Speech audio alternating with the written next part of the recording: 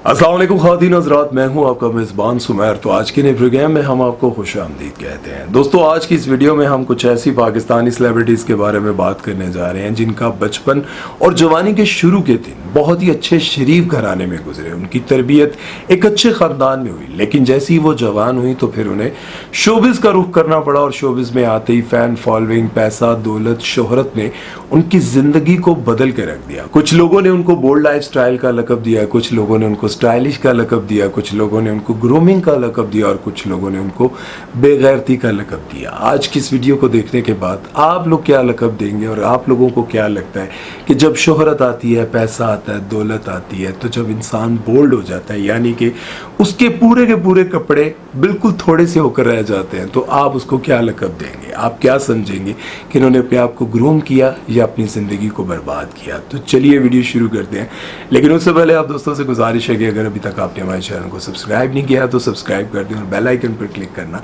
हरगिज़ मत भूलिएगा। तो चलिए वीडियो शुरू करते हैं। सबसे पहले हम एक ऐसी एक्ट्रेस के बारे में बात करेंगे जो किसी तारुफ की मोहताज नहीं और आप सभी उनको बहुत ज़्यादा पसंद भी करते हैं और उनको बहुत अच्छे से भी जानते हैं, जिनका नाम है सहर खान। सहर खान को आप पाकिस्तान के बड़े बड़े ड्रामों में बड़े बड़े किरदार अदा करते हुए देखते हैं, लेकिन इनकी ज़िंदगी और इनकी हिस्ट्री के बारे में जानकर आप सभी बड़े हैरान होंगे और किस तरह से इन्होंने अपनी ज़िंदगी में बदलाव लाया।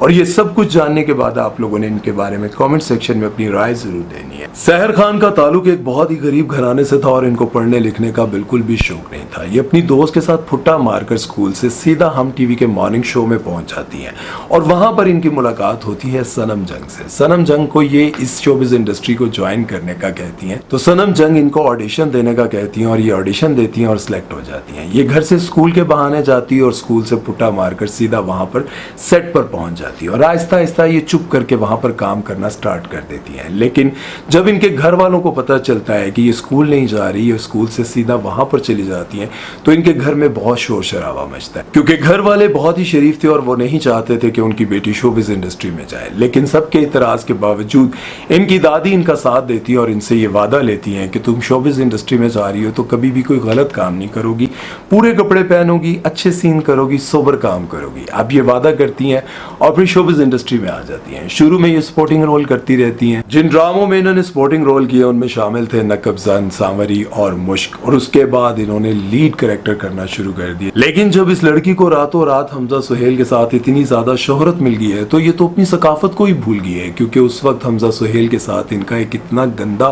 फोटोशूट आता है जिसकी वजह से लोगों को बहुत बुरा लगता है। उस फोटोशूट में ये हमजा सुहेल की गोद में बैठी होती है। जब इनसे पूछा जाता है कि आपने अचानक से एकदम अपने आप को इस तरह से चेंज कर लिया और इस तरह का बोल्ड फोटोशूट करवाया तो आपको अजीब नहीं लगा? तो ये कहने लगी कि मैंने ऐसा कुछ नहीं किया, ये सारे का सारा गन जो है एडिटर ने किया है। उम्मीद पाशा जो ना फजा की गोद में बैठी, but you are sitting in his lap in one of the scenes. नहीं, वो एडिट था।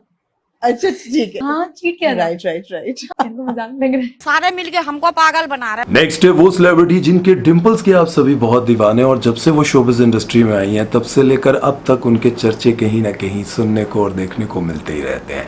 मैं बात कर रहा हूँ हानिया आमिर की, जिनका आजकल एक ड्रामा फहद मुस्तफ़ा के साथ बहुत सुपर हिट जा रहा है। आप लोग नाम कमेंट सेक्शन में लिखिएगा।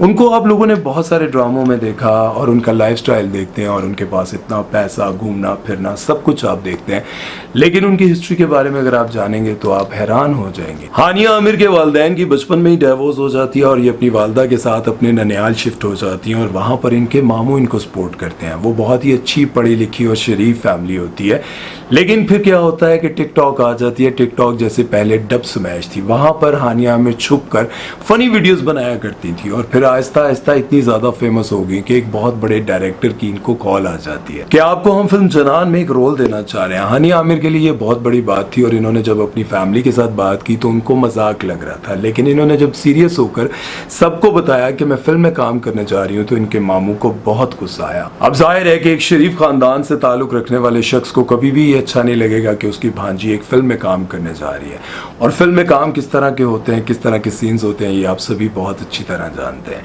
इनके मामू और इनकी फैमिली के दरमियान बहुत बड़ा झगड़ा होता है और उसके बाद हानिया आमिर उनको ये कहती है कि आप जो हम पर खर्च खर्च करते हैं, इसकी वजह से हम पर हुक्म चलाते हैं। तो आप हम पर आज के बाद कोई पैसा ना खर्च करें, मैं अपनी माँ और अपनी बहन को खुद ही पाल लूंगी, इसलिए हम आपका घर छोड़कर जा रहे हैं। और फिर हानिया आमिर एक बहुत ही अच्छे और शरीफ घराने में परवरिश पाने के बावजूद भी शोबिज़ इंडस्ट्री में जाती हैं और इतनी बोल्ड हो जाती हैं कि आए दिन इनका एक नया बॉयफ्रेंड और एक नई कहानी सामने आती है। और कभी ये बहुत बड़े एक डायरेक्टर प्रोड्यूसर वजाहत रऊफ के बेटे के ऊपर लेट कर वीडियो बना रही होती हैं और बाद में जब वायरल होती है और बहुत लोग तनकीद करते हैं और फिर ये कहती हैं कि वो तो मेरा भाई है और मैं उसके साथ ऐसी। हालांकि सगे भाई के साथ भी जब इंसान बालिग हो जाता है तो इस्लाम मना फरमाता है। और फिर हानिया आमिर इतनी बोल्ड और इतनी कामयाब हो गई कि उन्होंने कभी पीछे मुड़कर भी नहीं देखा कि जिस मामू ने इनको पाला पोसा, इनको सपोर्ट किया, उसकी तरफ देखना तो क्या, उनका कभी हाल भी नहीं पूछा। इस बारे में आप क्या कहेंगे? चलते हैं नेक्स्ट सेलिब्रिटी की तरफ और बात करते हैं अमर खान के बारे में। अमर खान को तो आप सभी देखते हैं कि वो बहुत बड़ी स्टार हैं, बड़े बड़े ड्रामों में आती हैं, लेकिन आप उनकी हिस्ट्री के बारे में शायद नहीं जानते और ना ही जानते हैं कि वो किन की बेटी है। पीटीवी के दौर में आपने एक बहुत ही कमाल एक्ट्रेस देखी होंगी जिन्होंने चंगड़ी, गुर्बत और इस तरह के किरदार बड़े कमाल के किए हैं, जिनका नाम है फरिया जबीन। इनको आप लोगों ने बहुत सारे पीटीवी के ड्रामों में देखा होगा और लोग इनको बहुत ज्यादा पसंद भी करते थे। ये इनकी बेटी है। अमर खान की कहानी भी कुछ ऐसी है कि इनके वालिदैन की बचपन में ही डाइवोर्स हो गई थी और इन्होंने बचपन और जवानी अपने ननियाल में गुजारी और इनके यहाँ बहुत गुर्बत थी, लेकिन इनकी वालदा ये चाहती थी कि मेरी बेटी अच्छा पढ़ लिख कर कोई मकाम हासिल करे। तो फिर होता यह है कि उस वक्त में गुर्बत होने के बावजूद भी उन्होंने अपनी बेटी को बीकन हाउस में पढ़ाया। लेकिन आप ये नहीं जानते कि इनका बचपन बहुत अच्छा, सीधा सादा और सोबर लड़की वाला गुजरा है। मतलब ये इस तरह के कपड़े कभी भी नहीं पहना करती थी, लेकिन इनके अंदर फिल्म स्टार बनने की बहुत ख्वाहिश थी। पढ़ाकू लड़की होने के साथ साथ ये सोचती थी कि मैं बड़ी होकर फिल्म स्टार बनूंगी, लेकिन अपनी वालदा को कभी नहीं कहा करती थी। लेकिन जब बड़ी हुई और कुछ बनने का वक्त आया तो पहले इन्होंने थिएटर का रुख किया, फिर टीवी का और फिर फिल्म का, और उसके बाद फिर ये ऐसी बोल्ड हुई कि सबको पीछे ही छोड़ दिया और इन्होंने ये साबित कर दिया कि मेरी वालदा जितनी मर्जी डिसेंट, और वो अब तक बहुत डिसेंट और सोबर है, लेकिन इन्होंने ये साबित कर दिया कि भाई मैं बीकन हाउस में पढ़ी हूँ, मेरी जिंदगी और मेरा लाइफस्टाइल तो बिल्कुल अलग है। अब हम बात कर लेते हैं सज्जल अली की, जिनके बारे में मैं आपको पहले भी कई बार बता चुका हूँ कि इनके वालिद ने दूसरी शादी कर ली थी और ये लाहौर में रहा करते थे। फिर इनकी वालदा ने अपने शोहर से अलहदगी इख्तियार करके अपने तीनों बच्चों को लेकर कराची आ गई। जब ये कराची आ गई तो अब जिंदगी कैसे गुजरती, क्योंकि लड़कियां 15-16 साल की थी और इनके पास पढ़ाई भी कोई खास नहीं थी। दर बदर की ठोकरें खाती खाती ये एक दिन हुमायूं सईद के एक सेट पर पहुंचती और वहां पर जाकर ऑडिशन देती हैं और फिर इनकी जिंदगी में क्या बदलाव आता है पहले आप ये जान लें कि पहले इन्होंने ऑडिशन दिया और फिर वहां पर ये बहुत ही डिसेंट और दुपट्टा कर गई थी, फुल स्लीव्स इन्होंने कपड़े पहने हुए थे, लेकिन कोई ये नहीं जानता था कि कल की सज्जल हॉलीवुड और बॉलीवुड में जाकर किस तरह के सीन करेगी। कोई नहीं जानता था कि आज की ये सोबर और डिसेंट किस्म की ठोकरें खाने वाली सज्जल और सुबूर अपनी जिंदगी किस तरह से बदल लेंगी। ऐसे रास्ते को इख्तियार किया कि जब आप अकेले बैठे और अपने आप से बात करेंगी तो यकीनन आपको दुख होगा कि आज हम किस रास्ते पर चल पड़ी हैं। मैं ये कहता हूं कि अगर कोई भी एक्ट्रेस शोबिज़ इंडस्ट्री में अगर काम कर भी रही है तो वो ये ना भूले कि कल हम किस तरह के हुआ करते थे। आयशा उमर के बारे में अगर आपको बताऊं तो आयशा उमर की जिंदगी भी कुछ ऐसी ही गुजरी है।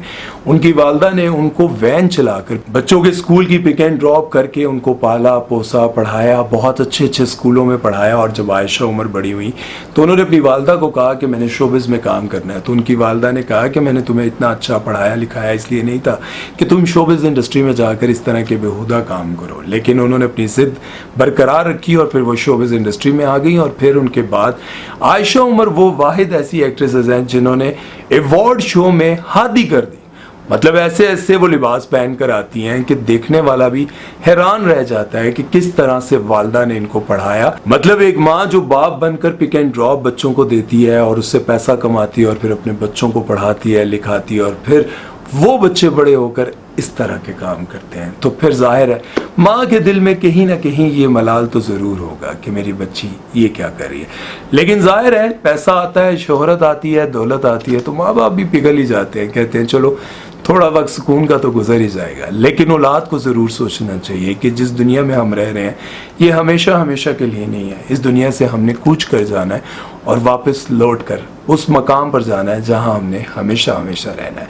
उम्मीद है कि आज की वीडियो और आज का पैगाम आप लोगों को समझ आया होगा कि हमें इस दुनिया में हमेशा नहीं रहना। अपना ख्याल रखिएगा, दुआ में याद रखिएगा और सुमैर चौधरी को दीजिए इजाज़त। अल्लाह हाफ़िज़।